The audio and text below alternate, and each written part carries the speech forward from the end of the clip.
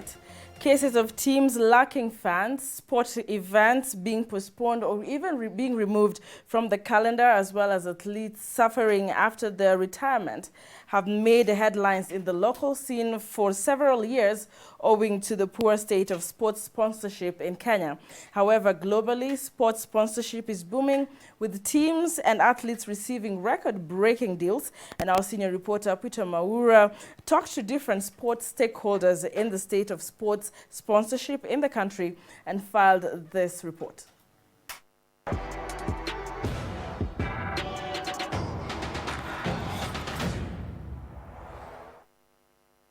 Rugby Sevens got its break by going into the World Cup, by going into the World Series, playing the likes of New Zealand. The first years we struggled, but once we got our footing, then now we're there. And that's why the sponsors come. And also now, once people see the global product, that's why they come. Wachezaji wetu bado hajafika ile kiwango ile ya yeye ni brand, na kila mtu anataka kuja msponsor pale anacheza, wanataka kufuata zile viatu anachezea nini na nini, bado hatujafika hapo. Nadhani bado pia sisi kama wana michezo ama kama vilabu bado tunajidharau. Despite a sizable investment in sports by different companies globally, in Kenya there is an average or no understanding of sports sponsorship and marketing. Globally, sports sponsorship has been booming, with athletes, sports team and sporting event receiving record-breaking deals.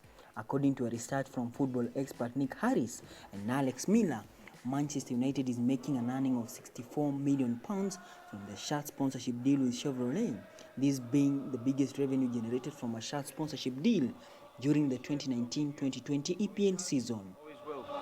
Chevrolet, proud supporter of Manchester United. More creative ways of advertising has helped teams and athletes exploit their global fan base to generate revenue through sponsorship, with the biggest in the EPL being the shirt, the kit supply and the sleeve sponsor. Soy del Madrid, del Real, el equipo más grande del fútbol mundial. Vamos carico y tenemos partido, por eso. With a record of 13 top flight titles, AFC Leopard, one of Kenya's oldest football club, has struggled to secure a record sponsorship deal, with the 55-year-old football outfit forced to use paybill numbers and fundraisers to raise salary for their playing unit. Nadhani udhamini wa mchezo nchini uko bado chini kabisa, kwa sababu kwanza kuna muundo msingi mzuri. Ile mdhamini anaweza ona nikienda kudhamini club fulani ndapata mapato mazuri kwa sababu ya kudhamini hiyo klabu. Na unapata bado tuko kwa ile culture ile ya atuangalii kama michezo kama sports kama industry kubwa duniani. Bado tunaiangalia ni kama it's something ya kufanya part time, ama ni kama kitu inafanywa na watu wale hawajafanya vizuri shule. So vile tumeweka michezo zetu, vile tumeweka sports zetu, tumeiweka vile, yani ni kama hiyo ndio kitu ya mwisho. Poor structure in the Kenya sports system has contributed to teams not securing deals worth their status, with cases of sponsors wanting a complete takeover experience in different situations. Hakuna officials washakuja ndani wakataka kutatua hii shida ya klabu kujidhamini. Sababu mkitegemea mtu awadhamini, huyo mtu atawadhamini kiwango chake, si kiwango ya klabu. Ndio sababu unapata hizi vilabu haziwezi kuwa. They will never grow. According to Dan Shikanda, who currently chairs AFC Leopard, sports team and athletes should embrace modern ways of advertising, as well as formulate structures that will encourage sponsors to knock on their doors and not vice versa. Fan base ile ni membership. Once hao watu wanachangia na tuna interact na wao, tunawaambia ni nini tunataka kufanya. Wakishachangia vizuri, tuingie katika investment kidogo. Ndipo sasa ile pesa inakuja, isiyo tu inakuja na inatumika na hakuna chochote. Movement of his feet and gets the offload too. Oliech. Wonderful from Kenya. Rugby has for years put Kenya on the global map, with impressive performance from the Kenya Sevens team helping the Kenya Rugby Union to secure sponsorship deals. However, in the recent past, even the Sevens team has failed to secure deals worth mentioning.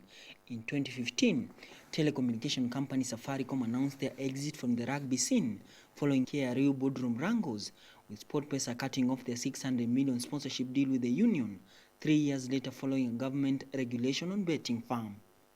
Rugby has had a history of strong success on the world stage. It helps that our Kenya Sevens team on the men has been call it the flagship. So by being on that World Series for nearly 20 years now and competing at that level, it has really raised the awareness of the game. Even with the changes in administration, the Kenya rugby scene has not yet lived up to its potential in terms of securing sponsors, with the cases of the 15 teams and the women outfit lacking funds to prepare for different global showpiece reported. Our clubs have done a lot of work. If you look at the educative programs that they've been running, taking rugby into schools. So this is an effort by a whole host of people, not just we at the board. And we feel that is why a lot more corporates are seeing rugby and coming in. Being one of the visible team sports in the country, the Kenya Rugby Union has adopted different marketing strategies to help collect enough funds for the different outfits. From athletics to rugby, football and volleyball, Kenya boasts of producing outstanding sports personality, but very few can boast of securing sponsorship deals owing to poor branding. Mo Salah, Lionel Messi, Cristiano Ronaldo, Mesut Ozil, Raheem Sterling and Usain Bolt are notable athletes who have secured record deals with numerous companies.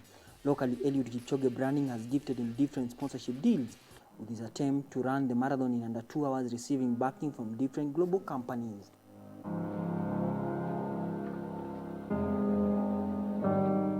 Ami one day is keen on changing the sports sponsorship scene in the country, with her company Africa Sports Network embarking on a journey of helping athletes realize their potential in the sports business.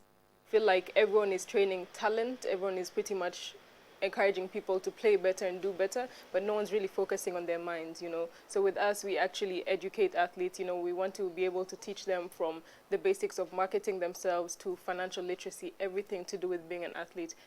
Commercial agreement with the companies demand that a club or athletes is able to honor their commitment to keep the sponsors happy. Sports has for years been considered a not so viable career in Kenya, with parents and society encouraging children not to take up the sports path. Ami one day believes that ability to adapt to modern ways of branding will help change the situation and wipe away the stereotype. I feel, first of all, the basic understanding of the sponsorship, before getting too excited, you know, that we're getting this sponsorship, I think there needs to be a basic understanding of what's being brought to the table. And I feel like sometimes there's usually some misunderstanding between actually the sponsor and the team, because there needs to be an understanding of what exactly you're getting out of it and what the sponsor expects, right? And what we need to understand is that the team is the forefront of it all. Peter Mwaura, Untapped Fortunes, KUTV.